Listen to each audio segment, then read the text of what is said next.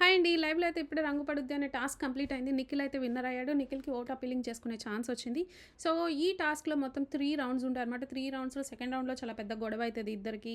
మనం ప్రోమోలో చూసాం కదా! నిఖిల్ ఇట్లా డ్రాగ్ చేసుకుంటూ వస్తాడు గౌతమ్‌ని. అలాగే పోబే అంటాడు. కావాలని కొట్టావు అంటాడు. అవన్నీ చూద్దాం అసలు ఇంతకు నిజంగానే కావాలని కొట్టాడా? లేకపోతే పోబే అని మళ్ళీ సారీ చెప్పకుండా ఉన్నాడు.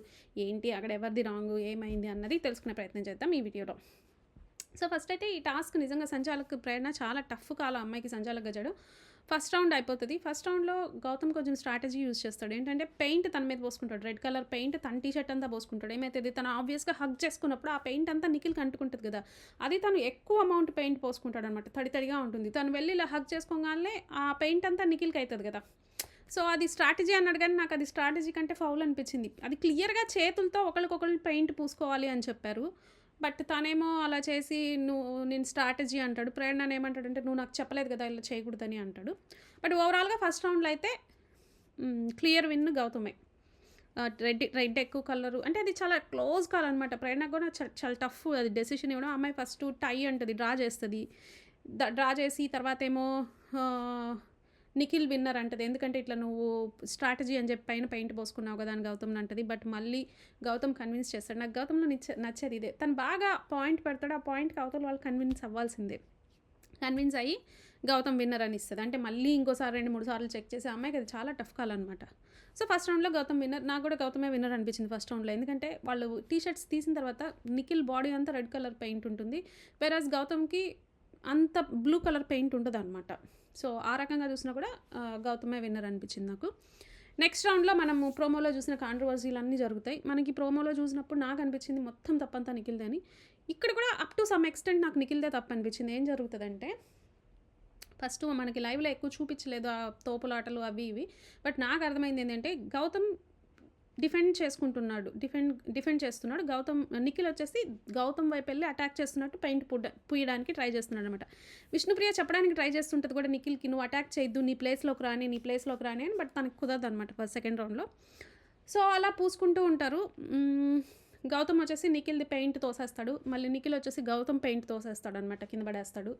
సో, ఫస్ట్ పుష్ చేసింది గౌతమే అని నిఖిల్ అంటున్నాడు. మనకైతే అది చూపియలే. ఎందుకంటే ఆ హీటెడ్ ఆర్గ్యుమెంట్‌లో నిఖిల్ అంటాడు. నువ్వే కదా నన్ను ఫస్ట్ పుష్ చేసింది ఎవరు అనేసి.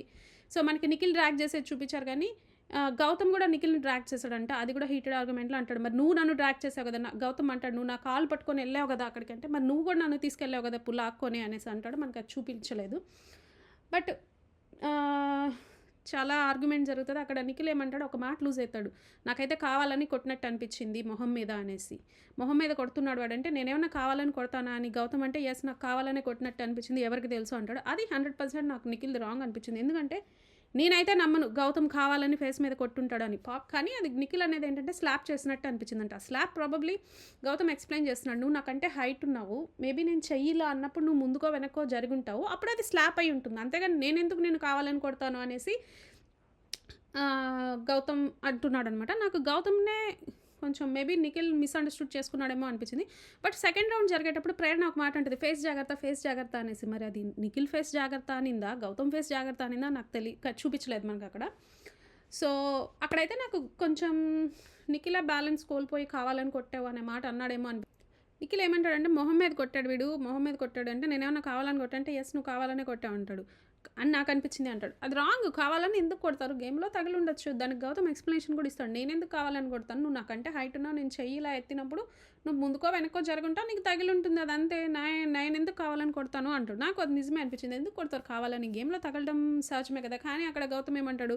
మాకు తెలుసులే నీ గేమ్స్ అన్నీ ఎట్లా ఆడావో, నువ్వు ఎట్లా ఆడావో మేము చూడలేదా ముందు గేమ్స్ అన్నీ అంతా చూసామంటే అది కూడా గౌతమ్ కూడా అక్కడ రెచ్చగొట్టినట్టయింది. మళ్ళీ వచ్చేసి నాకనిపించింది అనేసి నిఖిల్ అంటాడు. ఆ తర్వాత కూసోపో అనేసి ఎట్లనో ఒక రకంగా అంటాడు గౌతము. దానికి నిఖిల్ పోబే అంటాడు.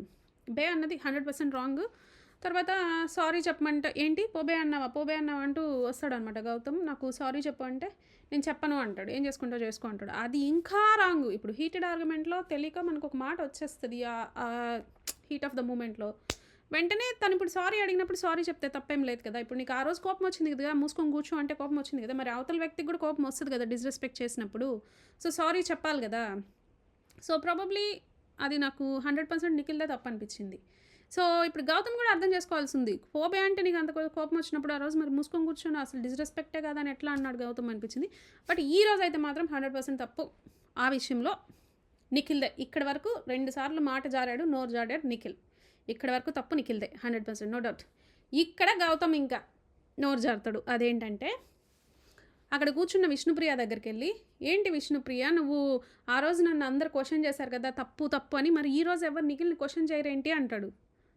విష్ణుప్రియ సూపర్ వాలిడ్ పాయింట్స్ లాగుతది. అసలు నేనెప్పుడు నిన్ను క్వెషన్ చేశాను? నేను క్వెషన్ చేసింది మూసుకొని కూర్చో అన్నదానికి గాదు నేను క్వెషన్ చేసింది. నేను క్వెషన్ చేసింది నేను తప్పు అనింది వాడుకున్నావు అమ్మాయిని అన్న మాటకి తప్పన్నా. అది కూడా ఎప్పుడన్నా నువ్వు నా పక్కన కూర్చుంటే నీకు పర్సనల్‌గా చెప్పా. నేను అందరి ముందు చెప్పలేదు అంటదనమాట. ప్రేరణ కూడా ఎత్తుకుంటది. ప్రేరణ కూడా అంటే ప్రేరణ అంటది, "అసలు నేనెప్పుడు మాట్లాడాను నీ టాపిక్? నువ్వు కావాలంటే వెళ్లి చూసుకో. నేను ఆ రోజు నువ్వు మాట్లాడింది తప్పు అని నా బ్రెయిన్‌లో అనిపించింది. అయినా నేను మాట్లాడలా. ఈరోజు కూడా నిఖిల్ పోబే అనింది తప్పు అని నాకు అనిపించింది. నా బ్రెయిన్‌లోనే ఉంది. కానీ అయినా నేను నిఖిల్‌తో చెప్పలా. ఆ రోజు చెప్పలా, ఈ రోజు చెప్పలా. నన్ను ఇన్వాల్వ్ చేయొద్దు. అందరూ అనొద్దు. అందరూ అనే వర్డ్ తీసేసేయి" అంటే మళ్ళీ నబీల్ కూడా, "నేను అనలేదు డార్లింగ్. ఆ రోజు నేను వాడుకున్నావు అనే వర్డ్ తప్పన్నాను. మూసుకొని కూర్చో అనేది నేను తప్పని నేను చెప్పలేదు. నన్ను కూడా ఇన్వాల్వ్ చేయకు" అంటాడు. రోహిణి ఆ రోజు అనింది కదా మూసుకొని కూర్చో తప్పు తప్పు అనేసి. సో రోహిణి అంటది, "నాకు అనిపించింది పోబే అనేది తప్పని. నేను చెప్దాం అనుకుంటున్నాను. నీకు ఇట్లా సారీ చెప్పనన్న విషయం నాకు ఇంకా తెలీదు." లోపలికి వెళ్ళి ఉంటుందన్నమాట అమ్మాయి. "నాకు తెలీదు. నేను అడుగుతాను. తప్పే ఆ మాట అంటే సారీ చెప్పను అంటే తప్పే కదా. నేను అడుగుతాను" అంటది. ఇక్కడ గౌతమ్ మొన్న నామినేషన్‌లో జరిగిన యష్మి టాపిక్‌ని మళ్ళీ తేవడానికి దాని గురించి డిస్కస్ చేయడానికి పెడతాడు. నిఖిల్ వెంటనే సారీ చెప్పేస్తాడు. "సారీ గౌతమ్." అప్పుడే నిఖిల్ లోపల నుంచి వస్తాడనమాట. "సారీ గౌతమ్, లిటరల్లీ నేను నీకు సారీ చెప్తున్నాను. నాది తప్పే" అనేసి నిఖిల్ ఒప్పుకుంటాడు. కానీ మళ్ళీ ఆ టాపిక్ తెస్తాడు గౌతమ్. ఏంటి, "ఆ రోజైతే అందరు నాకు చెప్పారు కదా, నాకొక రూలు ఇతనికొక రూలు. నన్నేమో అందరు సారీ చెప్పమన్నారు. నేను చేసింది తప్పన్నారు. యువతల వ్యక్తి చేస్తే తప్పు కాదా? అతన్నెవరు ప్రశ్నించరా?" అనేసి అక్కడ వాంటెడ్లీ గౌతమ్ ఏదో సీన్ క్రియేట్ చేద్దామని చూశాడు. అక్కడ విష్ణుప్రియ, ప్రేరణ చాలా బాగా మాట్లాడతారు. విష్ణుప్రియ అంటది, "నీకు తెలుసా నేను చెప్పలేదని, వెళ్ళి అడుగు. నేను నిఖిల్‌ని చెప్పానో లేదా ఆ మాట పోబే అన్న తర్వాత అగ్రెషన్ తగ్గించు అనేసి. నేను ఆ రోజు కూడా నీకు చెప్పలేదు గౌతమ్ మూసుకొని కూర్చో అనేది తప్పు అనేసి. నేను అసలు ఇన్వాల్వ్ కాను. నేను ప్రేరణ, నబీల్ గొడవ పడుతున్నా ఇన్వాల్వ్ కాను. నాకు రోహిణి గొడవ పడుతున్నా ఎవరు ఇన్వాల్వ్ అవ్వలేదు. ఎవరు ఇన్వాల్వ్ కాదు. సో నువ్వు ఆ రోజు వాడుకుంటున్నావు అనే దానికి తప్పన్నారు కానీ దీనికి ఎవరు తప్పనలేదు. అయినా నేను అనలేదు. నేను పర్సనల్‌గా చెప్పాను నీకు" అని అమ్మాయి అంటది. ప్రేరణ కూడా అంటది, "నువ్వు అందరూ అని తేబాకు. అసలు నేను అసలు మాట్లాడలేదు" అంటది.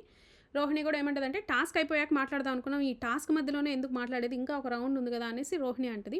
మళ్ళీ "ఆ రోజు కూడా నేను వాడుకున్నావు అన్నది ఎట్లా తప్పవుతది? అతను అన్నాడు కదా ఆడుకున్నావు అనేసి" అంటే మళ్ళీ ప్రేరణ అంటది, "నువ్వు ఇప్పుడంతా ఆ టాపిక్ తేవద్దు కావాలని. ఇప్పుడు టాపిక్ ఏం జరుగుతుందో దాని గురించి మాట్లాడు. బే అన్నాడు కదా దాని గురించి మాట్లాడు. నువ్వు ఆ టాపిక్ అంతా తీసుకురావద్దు" అనేసి ప్రేరణ అంటది. కొంతసేపు ట్రై చేశాడు గౌతమ్ మళ్ళీ ఆ టాపిక్ మీద కాస్త డిస్కషన్ పెడదామని.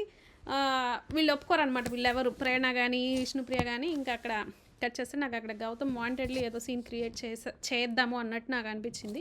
మళ్ళీ ఇంకొకసారి కూడా నిఖిల్ సారీ చెప్తాడనమాట. ఈ ముక్కేదో ఇందాకే చెప్పేస్తుంటే అయిపోయిండేది కదా, అంతే ఇంత గొడవ అవ్వాలని ఉంది. సో మళ్ళీ సారీ చెప్తాడు, అయిపోతుంది. థర్డ్ రౌండ్ జరుగుతుంది. థర్డ్ రౌండ్లో క్లియర్గా నిఖిల్ విన్ అనమాట. సో ఫైనల్గా నిఖిల్ విన్ అవుతాడు. నిఖిల్కి ఓట్ అప్పీల్కి వస్తుంది. ఓట్ అప్పీల్ చేస్తాడు వెళ్ళి. మనకేమీ అంత చూపించలేదు. తను మాట్లాడింది అయితే చాలా ప్లెయిన్గా బోరింగ్గా ఉంది. ఇంత కష్టపడి ఓట్ అప్పీలింగ్ ఛాన్స్ వస్తే ఎట్లా మాట్లాడచ్చు?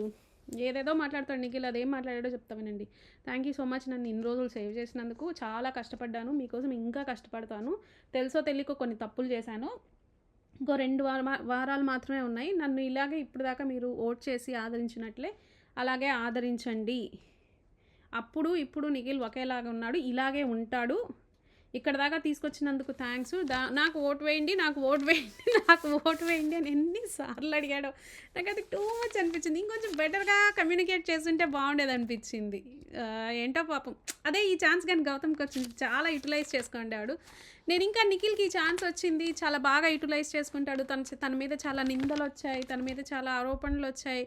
అవన్నిటిని తట్టుకొని ఇంత దూరం వచ్చాడు, ఇంత బాగా గేమ్ ఆడుతున్నాను ఏదో చెప్తాడేమో అనుకున్నా. ఏం లే, నాకు ఓటేయండి చాలా బోరింగ్గా అనిపించింది. సో అదనమాట. నిఖిల్ అయితే కష్టపడి తను ఓట్ అప్పీల్ తెచ్చుకున్నాడు, ఓట్ అప్పీల్ చేశాడు. మేబీ ఏమన్నా ఎపిసోడ్లో వేస్తాడేమో ఏం మాట్లాడాడు ఏంటనేది. లైవ్లో అయితే అంత ఇంట్రెస్టింగ్గా ఏం అనిపించలేదు. సో పాపం గౌతమ్ ఫీల్ అవుతున్నాడు.